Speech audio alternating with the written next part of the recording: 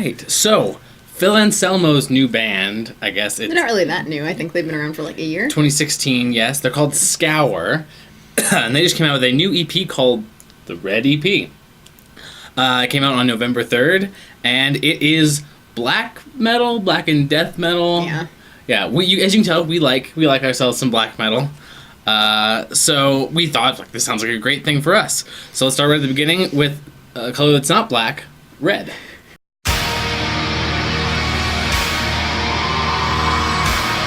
Red? Did it make you red with anger? No. So, for being a black metal album with really harsh vocals, I found this to be very an inoffensive album overall, and I quite enjoyed it, actually. Mm-hmm. But Red itself starts off with this big, really reverby, huge. It's enormous, but it's not heavy. So, a problem that this song has, and the rest of the album has in general, is very that... trebly. Very extreme. And I know people are going to say, oh, that's how black metal rolls. But I would say that the bass is mixed out almost entirely. And even it's weird to say, but the drums are kind of very backwardly mixed. So you can't even hear them that much. Because I think it focuses on the vocals a lot. Yes, because, I mean, if you have Phil Anselmo in the studio to do your vocals, you... Focus on the vocals, yeah. So this song, the intro and the verse do have, like, the same riff. You know, it's watch out, we're gonna get copyrighted on that because we're so close to the actual thing. And it's very repetitive. Yes, well, I mean, the 3-note to 4-note harmonic minor setup is very black metal, and this song has it. 90% of the songs on this EP, the 6-song EP, 90% of the songs have a 3-note harmonic minor setup. Yep. And it only gets a little boring. Yeah, only a little. But what's interesting is that this song has a solo, but then that's where I would say it is. It's got those like dive bombs. It's got these like dive bomby parts. It's got sort of like this tapping sort of. It's just kind of quietly. Well, the thing is, everything that isn't. It's like the like if it's a solo, then the lead and rhythm guitar are like mixed to the same level. On this song, I would say like a lot. Like this song has a lot of. I said the when it goes like to amp it up for like the chorusy section, it just plays like the octave version of that, and that's way louder because it's treblier. Because I feel like they just like increase the volume on a scale of bass to treble, and therefore like I said, like the higher vocals are loud and the higher guitar is loud, whereas everything else is kind of quiet except for Phil Anselmo with his deep sort of death metal growls, which is impressive to hear. I thought that was really good to hear from him, considering you think about like Cemetery Gates when he's like, guys! Yeah, well, I mean, I don't think he's sung like that since that album. Like, well, I mean, Phil Anselmo and the Illegals. He didn't really sing a lot on that. Yeah, that's what I'm saying. It was very heavy, also. Yeah. So you don't see him do the light stuff anymore. Anyway, back to this song. The outro. Is very much just that low and high growl, kind of like just layering over each other and fighting and just. I like that a lot. Really, I thought it was really cacophonous and nonsensical. I liked the cacophony of it. Like it just seemed like this song. I had kind of like the vocals I wrote in some parts, especially the higher pitched ones, were evil sounding, and I loved like the aggressive cacophony of the higher and lower vocals like fighting with each other. And usually I don't like things like that, but. Because of the black metal-y nature of it? Yeah, I liked it. And one last thing that I'd like to mention about this is that, much like, I don't know if this is Phil Anselmo giving his opinion, there's the thrash metal-y style, let's do like a left pan right near the intro, and then back, because it's pan on one side. And I'm like, oh, is that Phil Anselmo doing the thrash thing? Ha ha ha. I mean, I doubt it, considering it's the guys, I believe, from Pig Destroyer and Cattle Decapitation who are playing the guitars. Mm-hmm. So, by the way, this is a super group made with John Jarvis and Adam Jarvis of Pig Destroyer, Derek Engman of Cattle Decapitation, and Chase Frazier of Animosity and Decrepit Birth. I haven't heard of those ones, but I'm going to get a lot of flack for being like, oh, everybody knows Animosity. Anyway, this is one big pile of excellent musicians.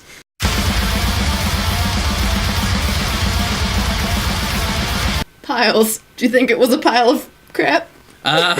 No, it was really interesting. So this is a very odd song for me, and just because of where my brain went when I listened to it. So this is another, it's a 3-note verse riff. And it's the best riff. But there's several things. One is, in the verse, there's a lead trim pick that's doing this very melodic sort of melodic sort of scale work, sort of singing almost. And as I said, this has that minor harmonic lead appears near the beginning of the song over the verse, and then near the end against their deep growls.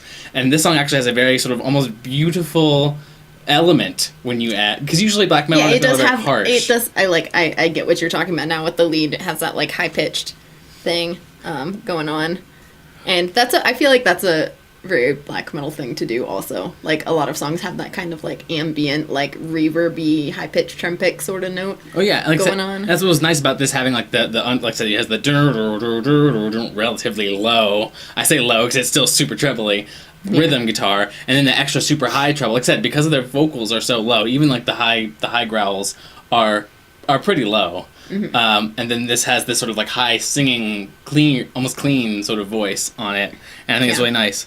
And you briefly mentioned the vocals on this. I think this is probably like the deepest growl I've heard yet from him. Mm-hmm, definitely gets really far down there. Just can't do it because I'm a lady, but yeah. And this song is the first one to really do the classic black metal.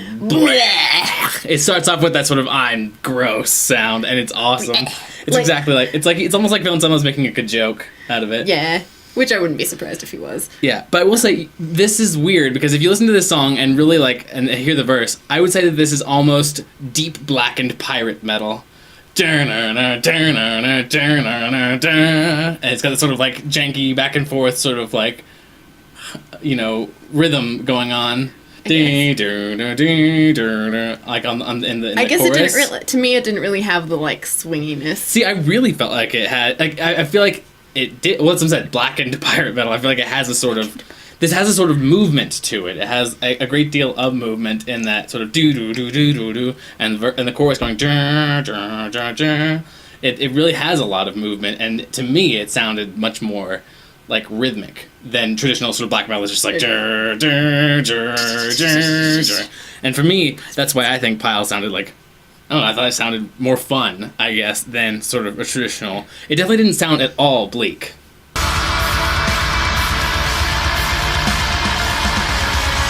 Bleak. Did it make you feel bleak? No. In fact, this song is awesome. I really liked Bleak, ironically, I guess. So. I was gonna say, the beginning of the song starts out with another nonsense word, like, bleh, sort of thing, which I personally thought sounded, like, the way he sang it, sounded very Abbothy to me. Well, I mean, there's just this particular tone of vocal that Abbott gets that it sounds a lot like. Well, it's interesting. You think about like these sort of like grindcore and heavier, slammy sort of bands that they come from, like I said, Pig Destroyer and Cattle Decapitation and all that, and then you think about like Phil Anselmo and his like heavier death tones. Clearly, they must have thought about like, let's listen to some really good black metal. Let's discuss some black metal like vocal sounds to try and achieve. And I bet Phil Anselmo could easily get any vocal tone because he has such range. Yeah. Oh, yeah, he is such a, like, I could go on about how I think he's such a talented vocalist because, like, he can sing beautifully, and which I wish he would sing these days. Well, it wouldn't make sense in this. Well, obviously it wouldn't make sense with this kind of music, but I wish he would sing in something. That's kind of an aside, though. But anyway, back to this song. Anyway, the variety of vocal tones comes in here, though. Like, again, this song, he gets that really blah, blah, blah-ness, but also kind of, you can tell I'm not a death metal vocalist. And some of the higher tones he gets also. Yes, so, no, I wanted to say, this, I know you hate fade outs. What do you think about fade ins? I was going to say that. I'm like, I wrote lazy fade in.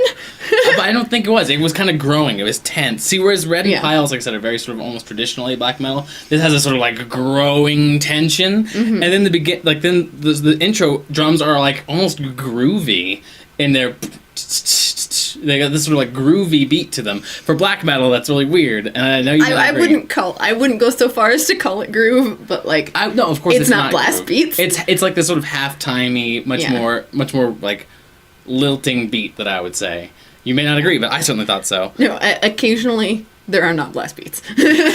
So, and I would say, well, the drums overall in this song, I feel like, are more stand out. Like, there's a lot more, like, bells you can hear in this song. There's a lot more slow, like, intricate playing in this song. Whereas opposed to the rest of the album, like I said, has very sort of mixed back, fast, sort of... This this song very much you can tell that the drummer is articulating and really trying to play and like around. in the middle of the song, there's a solid section without blast beats that's kind of like, oh, you can kind of like breathe for a second, and it's nice to have that section. Well, it's interesting because I feel like Bleak overall has kind of got this like unique sort of sound to it. Like, of course, this song also does the thrash metal left pan real quick. The last song did that too. We didn't mention it. Yeah, I literally wrote left panning verse intro, left panning verse intro again, left panning in the pre-verse. Yeah. I wrote it on basically all of these because it does that, and I guess that's just maybe their signature. It's just a thing they do, yeah. I mean, that's fine. If that's their signature, I say go for it. Whatever makes you stand out. This verse riff is very choppy. It's like dinner. Like this verse riff almost sounds like they're doing some sort of like a tape skipping sound, or it's just a really unique sort of movement. Like it's you know, in one of the rare cases where I think the blast beats and the way the guitars are working in sync, because often I think they fight each other, but here it's like it really works in this sort of skippy sound that's really unique and like just black metal, you know, trim picking y, and I really enjoyed it quite a lot. Let's see. I was gonna say, I think, to change the subject entirely, a thing that I really enjoyed about the song was at the end. They again had like multiple layers of vocals on top of each other, but not just for the effect that, you know, when you normally have layered vocals, it's just to make the vocal sound better. But like this time, you've got a high and a low scream, and they're meshing / competing. Well, literally, I said like the bridge is a multi-layered growl fest because both guys are just going right over each other with whatever it is they're saying. Yeah. I don't. That is one complaint I have, is that I like personally I could only understand one word in 10, and most of the high screams too. Yeah, and then we couldn't find lyrics anywhere to read. So no, but yes, but all in all, like I said, in that very, like I said, this is the most cacophonous part on the whole album. Is this very sort of really? You say it's more cacophonous than in Red? Yes, I think this, but I think it actually works better here. I think they're getting almost a choral of growl. Yeah, they're not like growl of growl. They're not like it's not like they're fighting each other. It's like they're singing in unison. And it's not in unison. They're harmony. They're growl harmony. Actually, though, yeah. Yeah, but really, it sounds really great. And what's odd about this is, like, a lot of black metal songs just end, or they end with bells or something, and this one just goes, and it ends with a guitar chord. And I was like, whoa. What? You guys can't just end with a guitar chord? That's wrong. But it was great. And like I said, Bleak was just fantastic. It did not put up a barricade that prevented me from enjoying it.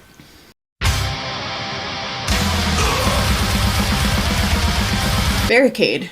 Did you like it? Yes. So Barricade was interesting. It started off and immediately it was like, I was like, oh, is this like power metal? It has for like half a second this sort of power metal, like, and you're like, oh, he's gonna sing. He's actually gonna do something like, and of course it's and then it starts with a blech. Blech. Yeah, it's got to start off with a blech because that just makes perfect sense. Because it's blech metal for a reason. And then it does this sort of like, I would say the riff in this is almost like thrash metal in the verse because it's like to me it was just another one of their 3-note riffs. Do dee do do dee. Well, that was more the chorus because the was more. Oh, they were very similar riffs. Yes, well, that's just there are a lot of very similar riffs in this album because it's just the way it sounds, and it was I said for this, the tone was great. The riffs, like I said, it was really fast, and there was a lot of movement. I really like this one because, like I said, in the verse riff, there's lots of movement. Maybe not so much in the chorus. And the chorus riff is just the 3-note sort of cycle, like it always is, you know. But the verse, I really enjoyed here. And then all of a sudden, the bridge, I would say, almost goes black into doom because it has these trim. It does not slow down, but like the drums get a lot less intense, and it's just all in all like an actual slowdown section. Yeah, and then there's guitar chords like jung, jung, jung, over the trim picked of there's like these big... Because the thing is, you need like, I'm glad that this EP somewhere in it had that break of like, okay, here's some like not as aggressively trim picked things, and it's, you know, kind of a moment where you can go, yes. Yes, no, I would say, like, it's like I said, once again, I would say that the doom is almost, I wrote groovy or doomy. It's much more slow, and you can really, like, move your body to it. Whereas, you know, black metal, you're just throwing yourself around and getting all angry. Here, you're like, yes, I feel the slowness, and it's really nice, especially because it still plays the trim picking along with it. So you just get this wonderful juxtaposition that I think like this song is when it gets at that thing. Like, part of the reason I love black metal is because sometimes it just, like, with all of the sounds that are happening, it just, like, washes over you, and you can just lay back and, like, lose yourself in it.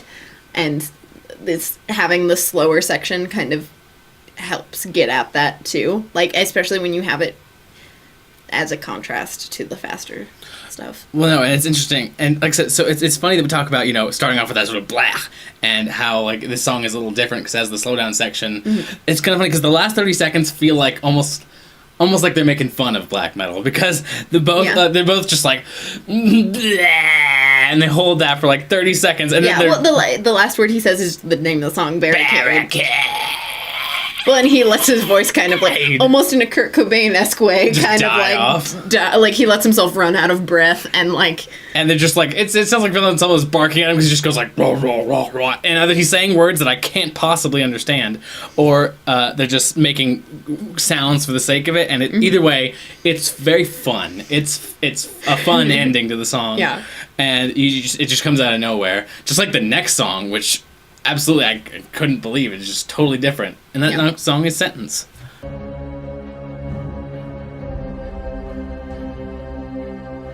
Sentenced.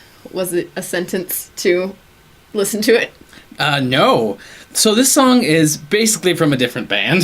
Well, I wouldn't necessarily say so, because like a lot of... it's a... You know, there's no guitars, there's no regular drum kits, there's no singing, it has nothing to do with this at all. It's a very ambient, I'd say. Like, yes, this is a song an orchestra wrote. Yes, but I'd say it kind of fits in with some of like the intro of the first song was a little... It has that big reverby sound. Yeah, it kind of reminded me of that a little bit. And it's a thing in, like, it made me think of... Catharian Life Code. How the beginning of it is really like orchestral, big, wah sounds. Yeah, yes, I get that. It reminded me of that. I won't agree that this doesn't feel like it's part of an ambient black metal album. 100%. It's ominous. It's got spoopy organ. It's got spoopy ghost noises. It's got big ominous ambient horns. It's got timpani. It's this big, dark orchestral piece that sounds like it's part of like the Ring cycle or something. It feels like it's the intro of like an 8-minute long song. Like, yeah, well, the thing is, and it's got this, like I said, the timpani and very sort of trebly, like tin tin tin tin, like, and 10 strings come in at about 1:30, and then these big orchestral group comes together at about 2 minutes, and it's just got this big ominous feel. Yeah, it sounds like in like a movie or something when the character walks into like a really... It's like this dark fantasy sort of thing. Oh, I said that the spooky organ, like, played by Dracula, comes in the final 1/3, because it's got this big sort of, like, haunted castle feel. And when especially when the organ comes in, you're like, oh, snap, we're gonna fight vampires, this is Castlevania or something. It's super ominous. And this is a great song. Like, I truly love this instrumental piece. Yeah. Even though... It's very ominous and gives you definitely... It sets a mood. Which is a shame, because I think this should have been the first song on the album. I agree. The first song on the EP, I guess. Because, like, I didn't feel like it especially led into the next song. No, it doesn't really. It didn't really specifically lead to the next song. So it feels more like an intro. And you might say that it could be a breath of fresh air, but I feel like Barricade with the Doom section kind of was that breath of fresh air, so we don't need it as much. So when Sentence comes along, you're just like, what? This is weird, yeah. And, basically all I can say is that, you know, when I listen to a good song, as long as it doesn't shank me in the ears, I enjoy that song.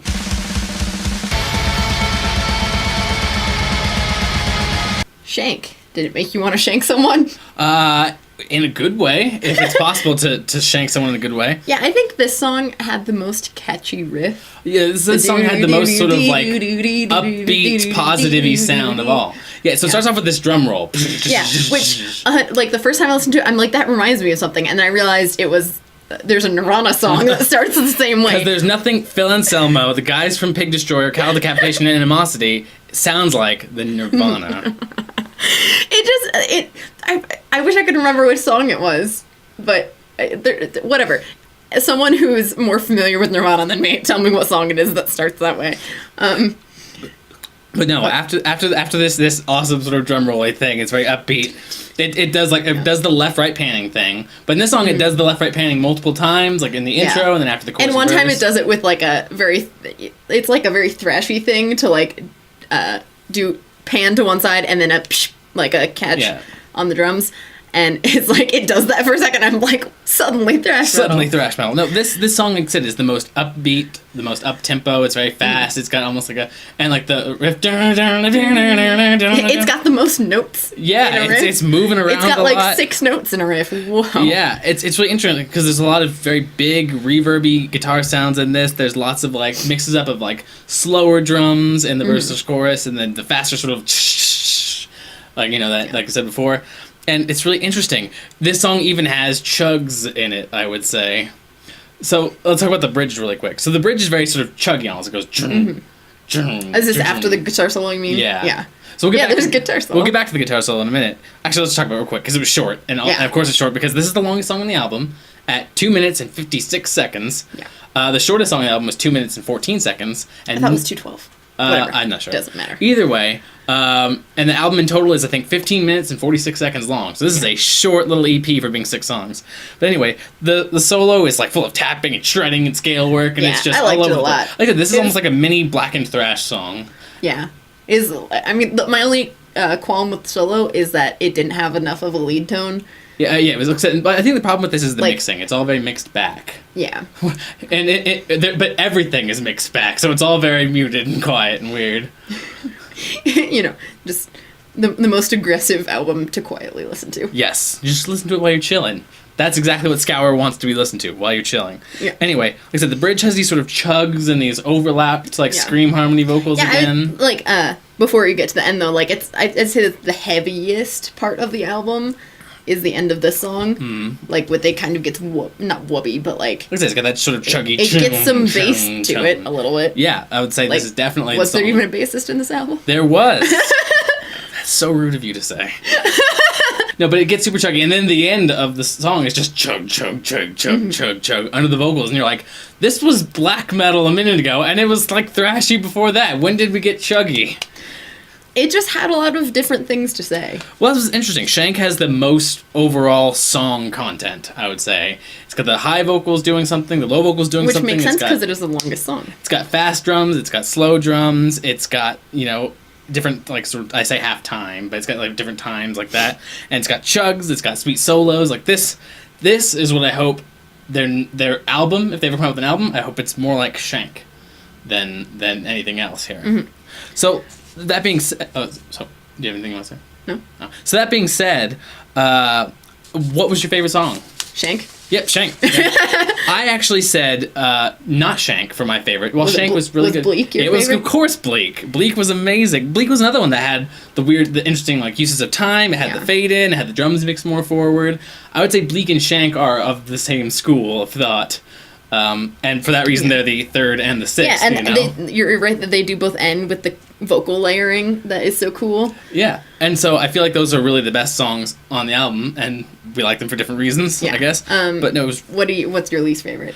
That's so hard to say because on EPs it's hard to say least favorite. Yeah. But I would say all in all,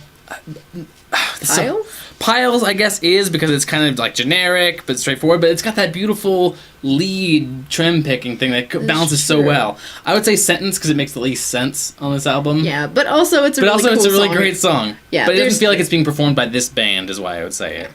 So, but there's a lot to like in this album. So Scour released an EP before this that we have not listened to. Do you think you'll go and listen to that now?